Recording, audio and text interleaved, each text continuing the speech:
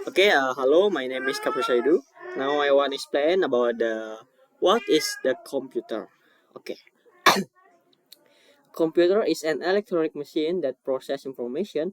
In other words, an information processor. It takes in raw information or data at one end, stores it until it's ready to work on it, chews and crunch it for a bite, then spits out the result at the other end. All these processors have a name. Taking in information is called input. Storing information is better known as a memory or storage. Chewing information is also known as processing. And spitting out the result is called output. Okay, imagine if a computer were a person. Suppose you have a friend who's really good at math. She is so good that everyone she knows posts their math problems to her. Each morning, she goes to her letterbox and finds a pile of new math problems waiting for her attention. She piles them up on her desk until she gets around to looking at them. Each afternoon, she takes a letter off the top of the pile, studies the problem, works out the solution, and scribbles the answer on the back. She puts this in envelope address to the person who sent her the original problem and sticks it in her out tray, ready to pass.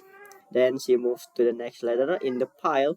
You can see that your friend is working just like a computer. Her letterbox is her input. The pile on her desk is her memory. Her brain is the processor that works out the solution to the problems, and the outtray on her desk is her output.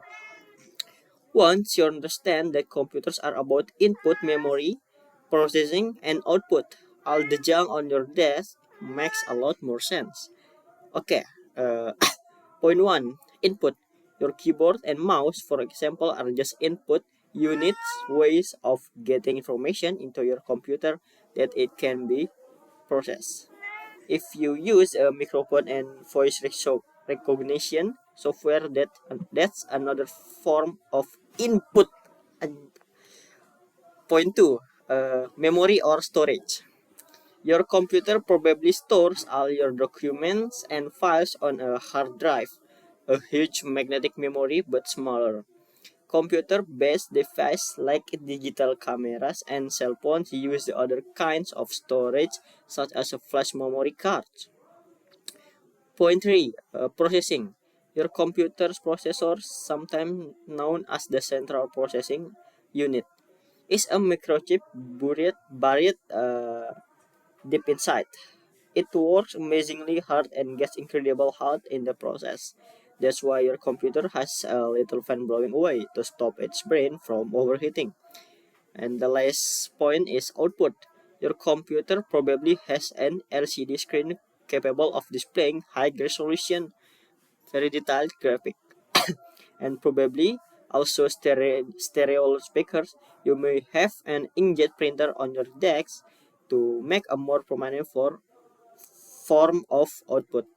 Okay, next is what is a computer program? The first computer were gigantic calculating machines, and all they ever really did was crunch numbers, solve lengthy, difficult or tedious mathematical problems. Today a computer works on a much wider variety of problems, but they are all still essentially calculation. Everything a computer does, from helping you to edit a photograph you've taken with a digital camera to displaying a web page, involve manipulating numbers in one way or another. Suppose you are looking at a digital photo you just taken in a pen or photo editing program, and you decide you want a mirror image of it. In other words, flip it from left to right. You probably know that the photo is made up of millions of individual pixels, colored squares. Arranged in a grid pattern, the computer stores each pixel as a number. So taking a digital photo is really like an instant orderly exercise in painting by numbers. To flip a digital photo, the computer simply reverses the sequence of numbers so they run from right to left instead of left to right. Or suppose you want to make the photograph brighter. All you have to do is slide the lighter brightness icon. The computer then works through all the pixels, increase the brightening value for each one by say 10% to make the entire image brighter.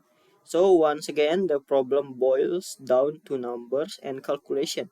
What makes a computer different from a calculator is that it can work all by itself. You just give it your instruction, call it a program, and off it goes, performing a long and complex series of operations all by itself.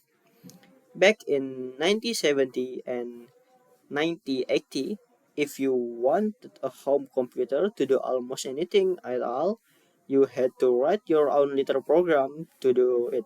For example, before you could write a letter on a computer, you had to write a program that would read the letters you type on the keyboard, store them into the memory, and display them on the screen. Writing the program usually took more time than doing whatever it was that you had originally wanted to do, writing the letter. Pretty soon, people start to selling programs like word processor to save you the need to write programs yourself. Today, most computers use buy, download, or share programs like Microsoft Word and Excel. Hardly anyone writes programs anymore. Most people see their computers as tools that help them do jobs. Rather than complex electronic machine, they have to pre-program, and that's just as well because most of us have better things to do than computer programming. Okay, that's all from me. Thank you.